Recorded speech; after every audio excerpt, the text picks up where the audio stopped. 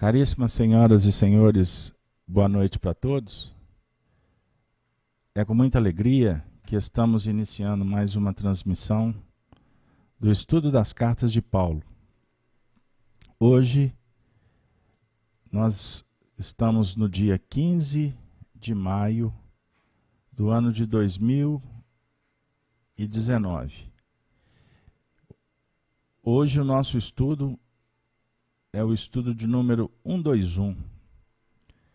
E nesse momento eu endereço um abraço a todos os nossos amigos que nos acompanham através da transmissão da Rede Amigo Espírita.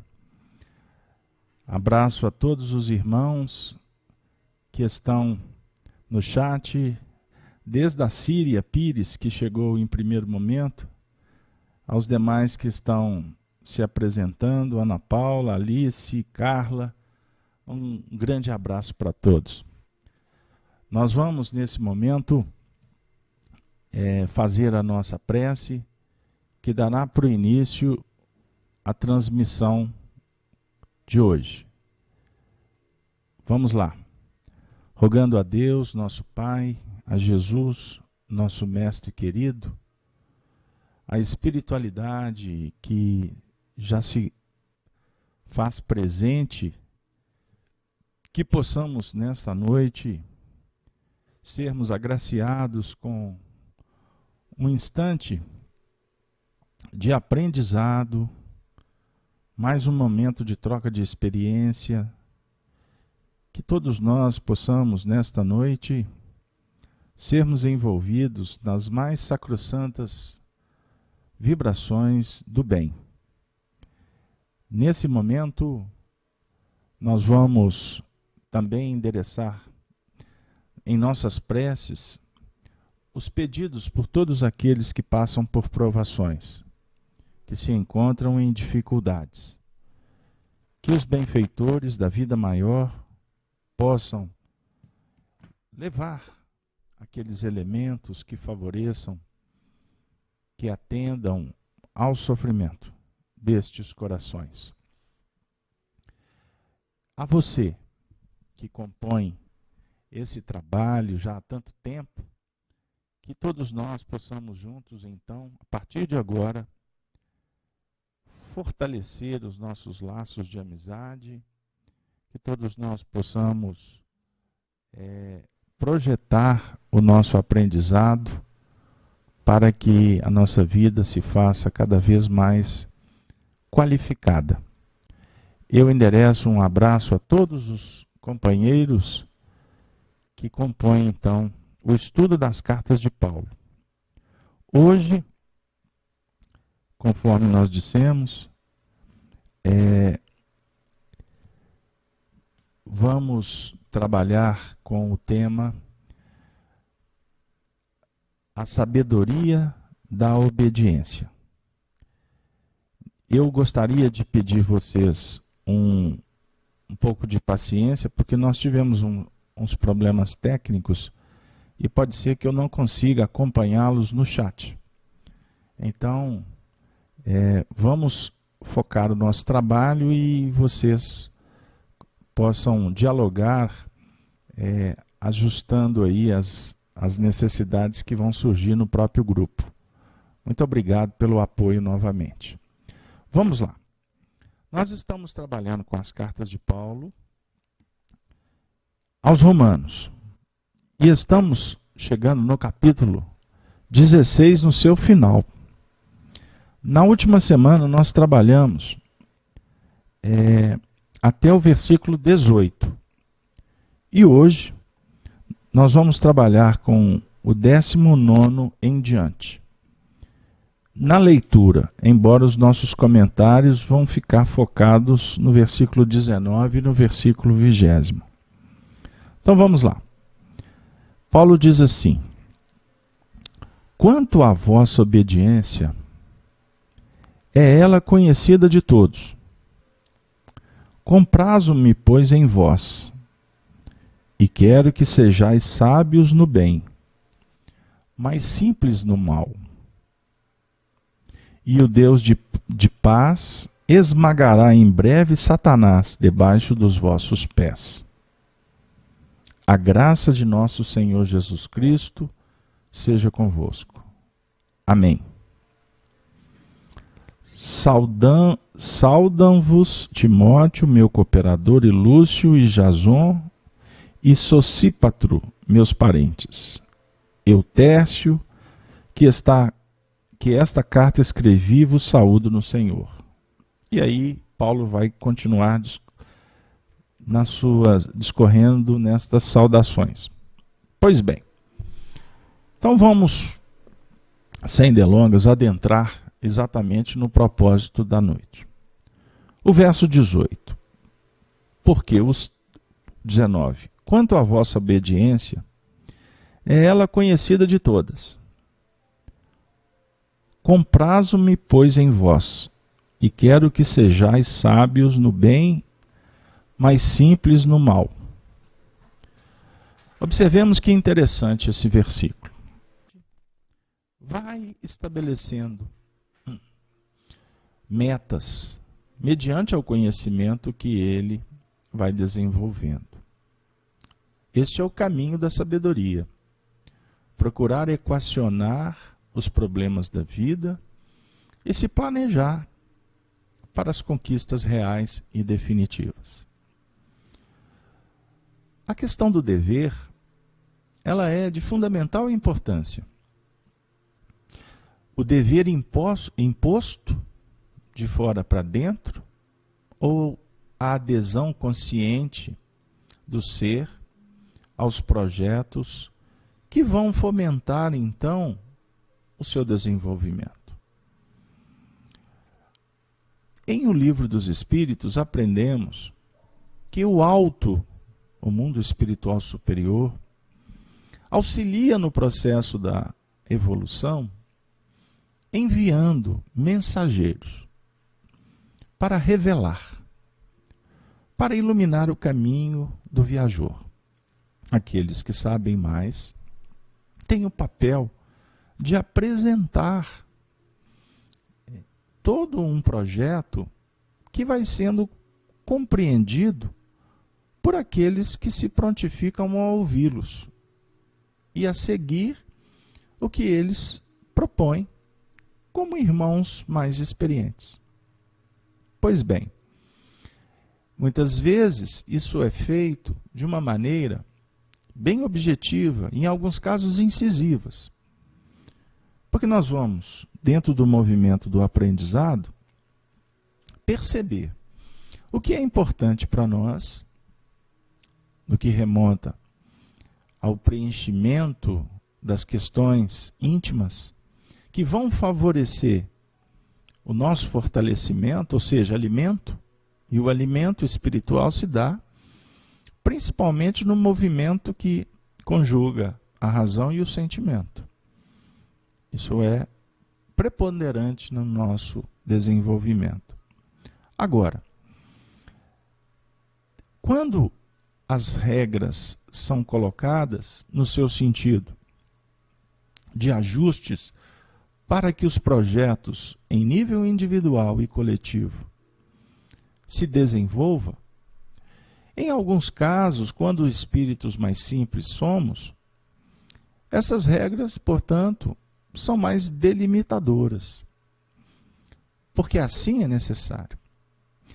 Estudávamos ontem algumas questões do Livro dos Espíritos, nas leis morais, e a gente vai percebendo como que a espiritualidade nos ensina quanto à importância da autonomia moral, que a doutrina espírita enseja, dinamiza a partir de Jesus, não é verdade?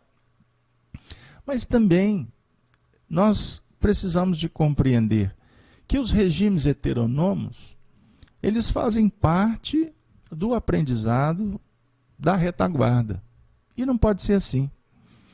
No Livro dos Espíritos, é muito claro algumas questões que definem que é necessário que estas leis sejam reveladas de fora para dentro para nos ajudar. Agora, se elas causam constrangimento, esse constrangimento precisa de ser apreciado. Até que ponto que é favorável, é importante? Não é verdade? A gente entra para uma escola, é natural que a gente tenha em mãos os regimentos da escola. Como que funciona os horários, as disciplinas, como é a hierarquia dentro de uma escola, para o bom funcionamento. E aí o aluno vai se adequar. Nada mais do que isso. Por quê? Precisamos desses ajustes para ampliarmos o nosso conhecimento. Ou seja, que a gente possa fazer parte de um contexto que visa o crescimento de cada um. Então, em tese, estas disciplinas, elas são extremamente favoráveis. Num primeiro momento, repito, elas podem trazer inibições, insatisfações. Mas a partir do momento em que adequamos, ajustamos, essas disciplinas passam a, na verdade, representar a própria rotina dentro daquele ambiente escolástico. Certo? Nós não estamos falando aqui de imposições que caracterizam muitas vezes aquele excesso da justiça. Não, não é isso. Mas os princípios justos nas doses bem definidas e importantes. Definidas no sentido de que estamos em busca de compreendê-las e em compreendendo nos resta a nos ajustar. Então a gente costuma falar da evolução usando algumas expressões que nos ajudam. Por exemplo, a gente fala muito de estrutura e dinâmica. No contexto evolutivo, a gente se encaixa sempre em estruturas. A estrutura familiar, do trabalho, da escola, enfim. Agora, nessas estruturas, nós somos convidados a trabalhar a complexidade da dinâmica. E essa dinâmica tem a ver, sim, com o nosso nível evolutivo, com a nossa capacidade de interpretar as leis. Há alguns estudos atrás, nas cartas de Paulo, nós trouxemos algumas reflexões sobre o dever. E como Paulo vem trabalhar essa questão da obediência, e a obediência é conhecida de todos, por aqueles cristãos, ou seja, eles davam exemplos de obediência, Paulo, naturalmente, nos convida a refletir no Evangelho segundo o Espiritismo. Quando nós vamos encontrar uma mensagem publicada por Kardec do Espírito Lázaro, Paris, 1863, no capítulo 17, Sede Perfeitos. Quando Lázaro diz que o dever é a obrigação moral da criatura para consigo mesma, primeiro, e em seguida para com os outros.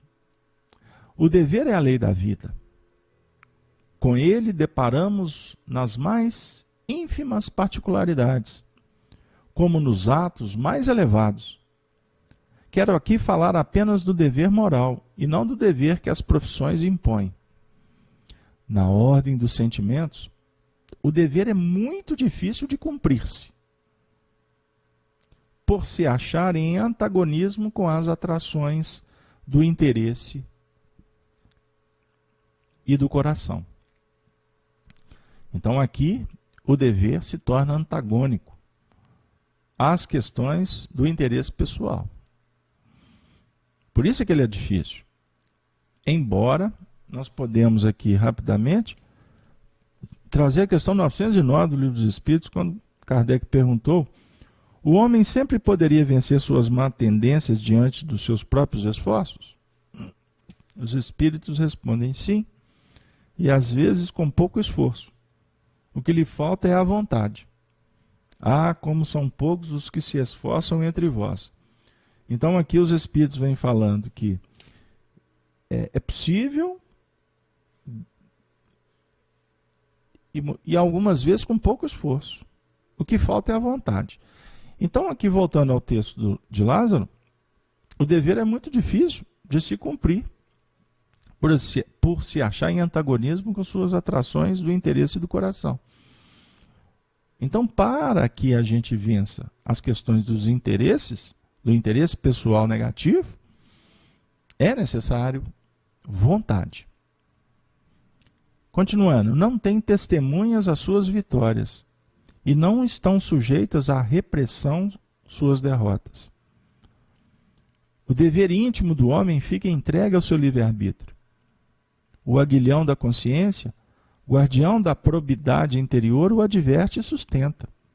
Mas muitas vezes mostra-se impotente diante dos sofismas da paixão. Fielmente observado, o dever do coração eleva o homem. Como determiná-lo, porém, com exatidão? Onde começa ele? O dever principia sempre, para cada um de vós, do ponto em que ameaçais a felicidade ou a tranquilidade do vosso próximo. Acaba no limite que não desejais ninguém transponha com relação a vós. Deus criou todos os homens iguais para a dor, pequenos ou grandes, ignorantes ou instruídos. Sofrem todos pelas mesmas causas, a fim de que cada um julgue em sã consciência o mal que pode fazer. Com relação ao bem, infinitamente vário nas suas expressões, não é o mesmo critério. A igualdade em face da dor é uma sublime providência de Deus, que quer que todos os seus filhos, instruídos pela experiência comum, não pratiquem o mal, alegando ignorância seus efeitos. O dever é o resumo prático de todas as especulações morais. Olha que interessante. Resumo prático das especulações morais. É uma bravura da alma que enfrenta as angústias da luta. É austero e brando, pronto a dobrar-se às mais diversas complicações. Conserva-se inflexível diante das suas tentações. O homem que cumpre o seu dever ama a Deus mais do que as criaturas. E ama as criaturas mais do que a si mesmo. Olha que extraordinária a frase. É a um tempo juiz e escravo em causa própria. Juiz e escravo em causa própria. O dever é o mais belo laurel da razão. Descende desta, como de sua mãe, o filho.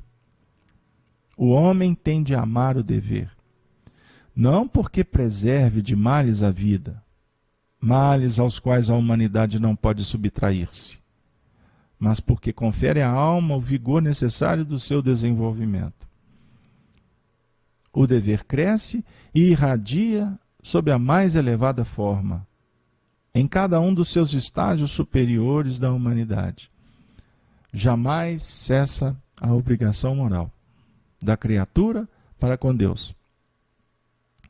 Tem esta de refletir as virtudes do Eterno, que não aceita esboços imperfeitos, porque quer que a beleza de sua obra resplandeça a seus próprios olhos. Que extraordinário esse texto! Como todos do Espírito Lázaro.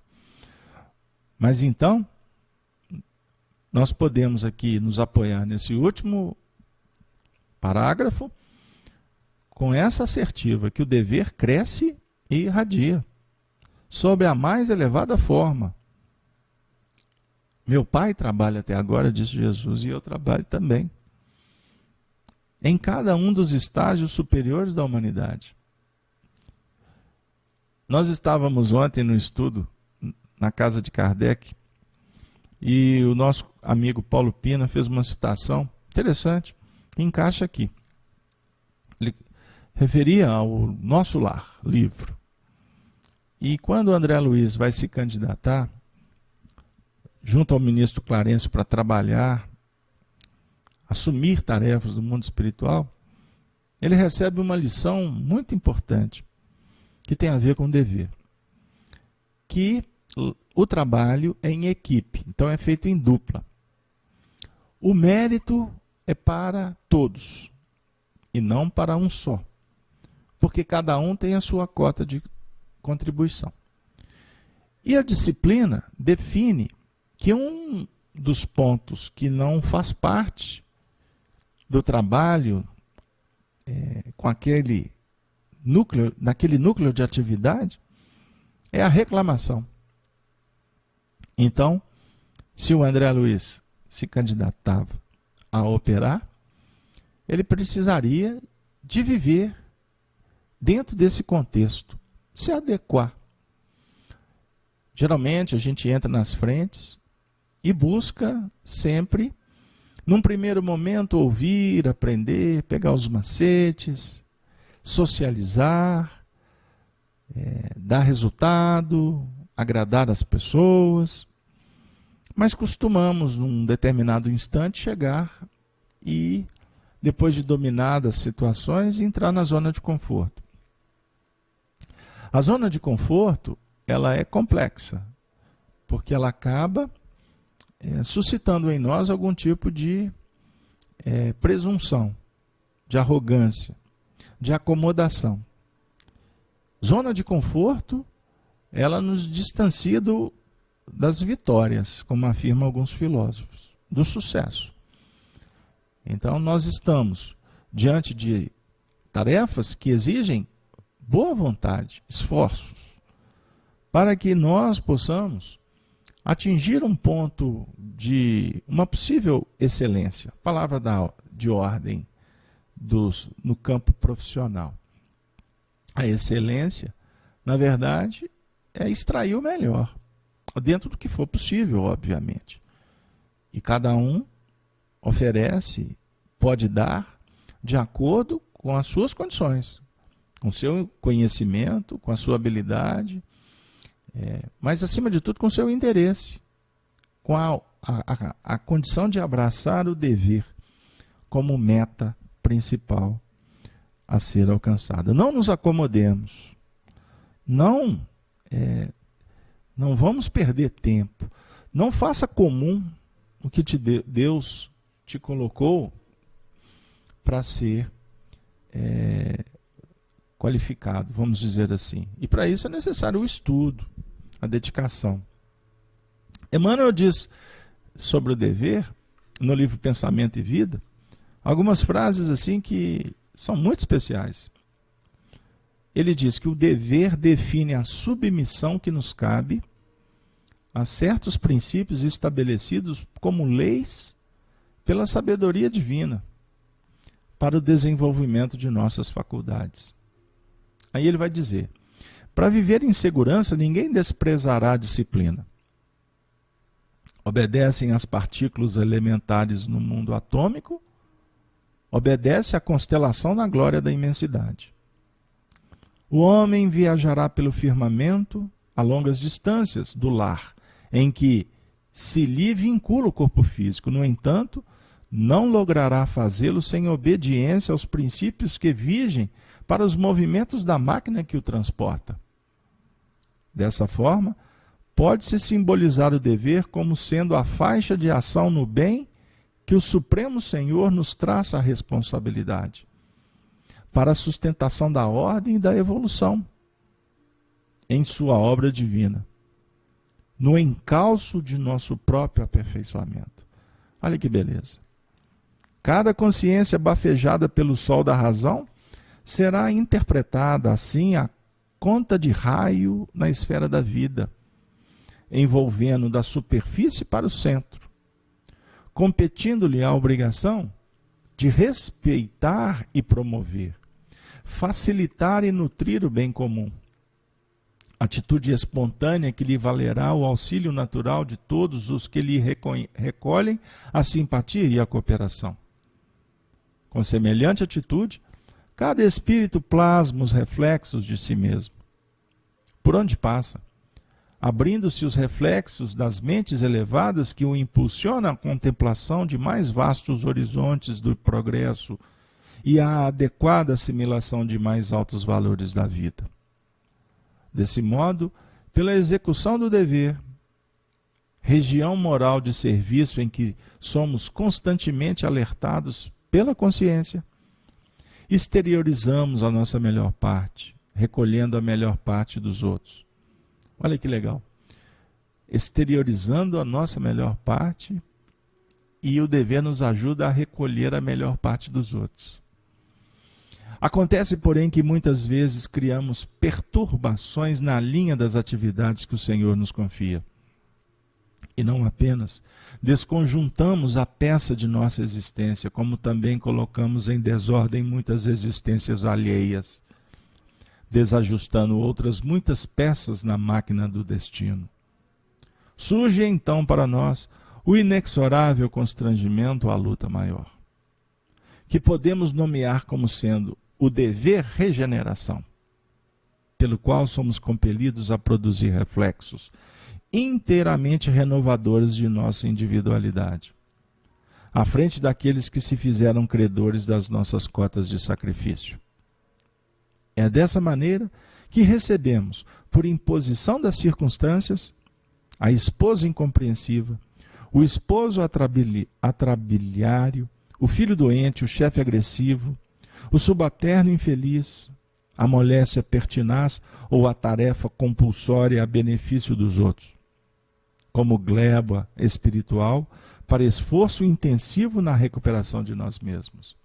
É por esse motivo, querida amiga, querida irmã, que de nada vale desertar do campo de duras obrigações em que nos vejamos sitiados, por força dos acontecimentos naturais do caminho, de vez que na intimidade da consciência, ainda mesmo que a apreciação alheia nos liberte desse ou daquele imposto de devotamento e renúncia, ordena a razão estejamos de sentinela na obra da paciência e de tolerância, de humildade e de amor, que fomos chamados intimamente a atender. Sem isso, não obstante a aparência legal de nosso afastamento da luta, somos invencivelmente onerados por ocultas sensações de desgosto ante as nossas próprias fraquezas, que, começando por ligeiras irritações e pequeninos desalentos, acabam matriculando-nos o espírito nos institutos da enfermidade ou na vala da frustração. Emmanuel. Querida amiga, querida irmã do chat, sabedoria da obediência. Esse tema, sempre atual, sempre que passamos por ele, nos deparamos com verdadeiras pérolas que estamos encontrando, vamos dizer assim, nesse garimpo da vida, para operar sempre mais um pouco na direção do bem. O texto do nosso companheiro Paulo ainda diz: comprazo-me, pois, em vós, e quero que sejais sábios no bem, mas simples no mal. Sábios no bem, simples no mal. Paulo está dizendo, na nossa interpretação de agora, que devemos focar o bem, com toda a pujança, com todo esforço, com toda a boa vontade. E ir desvinculando dessas questões que não tem foro de imortalidade. Reclamação, vamos dizer assim, maledicência, irritação, ataques, violência, preconceito. Vamos como que observando que não cabe mais no nosso dia a dia com Jesus. Vamos caminhar com sabedoria, porque assim o Senhor vai nos auxiliar a esmagar em breve Satanás debaixo dos nossos pés. É assim que vamos aprender a dominar o que opõe, porque Satanás, na verdade, representa o opositor, a adversidade, a imperfeição, o vício, que nós cultivamos durante muito tempo. Chegamos num momento muito especial da nossa jornada. E nós gostaríamos de convidar você para que estejamos juntos nos estudos e também na prática da caridade. Espiritismo é evangelho em ação. Nós passamos por um momento em que toda a humanidade está sendo chamada para testemunhos, para verificações, para que a gente possa ressignificar a nossa trajetória evolucional nesse orbe. Que possamos observar os sinais do caminho, que possamos agradecer a presença dos amigos espirituais que nos inspiram, que nos protegem, dos nossos irmãos de jornada que nos aconselham, que nos alertam, como também vamos ter atenção ao companheiro do caminho que está levantando o dedo e pedindo clemência, perdão, ajuda. Vamos nos sensibilizar com Jesus. Eu gostaria de agradecer a participação de todos que estão no chat. Eu estou vendo aqui que tem um mundo de comentários. Eu peço a vocês que compartilhem o vídeo, que dêem um like, que assim vocês estarão ajudando a nossa tarefa, promovendo cada vez mais a Rede Amigo Espírita. Nós abraçamos aqui o nosso companheiro Homero, que está entrando aqui, parece, pela primeira vez. Nós agradecemos a Vanessa, a Inês, Vanderli Nogueira. Um grande abraço, Marinalva, Kátia, Zenilda, todas, Luísa, todos que se encontram aqui, todas as nossas irmãs e irmãos. A Síria, já citei o nome dela. Muito obrigado a todos pela audiência. Endereço um abraço aos nossos amigos da Rádio Brasil Espírita de Maceió. Gostaria de convidar vocês para conhecer o livro que estamos lançando, Do Calvário à Redenção, Chico Xavier, Do Calvário à Redenção, que já está sendo distribuído pela M Editora, em toda a rede espírita, ou todas as livrarias que vendem obras espíritas no Brasil inteiro. E em breve o livro estará também será disponibilizado no e-book, e vamos torcer para, inclusive, poder fazer uma versão em outras línguas. E assim, nestas vibrações de muita alegria, com as missivas de Paulo aos nossos corações, nós rendemos graças a esta oportunidade e vamos rogar a Jesus, aos benfeitores, que continuem nos inspirando, abençoando o seu lar, a todos os seus familiares, que todos nós possamos fazer a nossa oração e agradecer por tudo, porque hoje a gente tem muito mais que agradecer do que pedir. Assim, meus queridos companheiros, muito obrigado por nos apoiarem nesse projeto Rede Amigo Espírita e agora o canal Gênese, mantido pela nossa instituição, a Casa de Kardec. Me despeço com a saudação dos cristãos dos primeiros tempos. Ave Cristo, Ave Cristo, Ave Cristo. Até a próxima transmissão. Quinta-feira, não se esqueça, Livro dos Espíritos, direto da FEAC. Sábado, às 8h30, também da FEAC, o estudo do livro Apocalipse de João. Na terça-feira temos o Evangelho e Vida, mas fica o convite para a próxima quarta-feira nós realizarmos mais um estudo em torno das cartas de Paulo de Tarso, o convertido das bênçãos. Muito obrigado e assim eu desejo uma boa noite para todos vocês. Muito obrigado. Que assim seja. Valeu.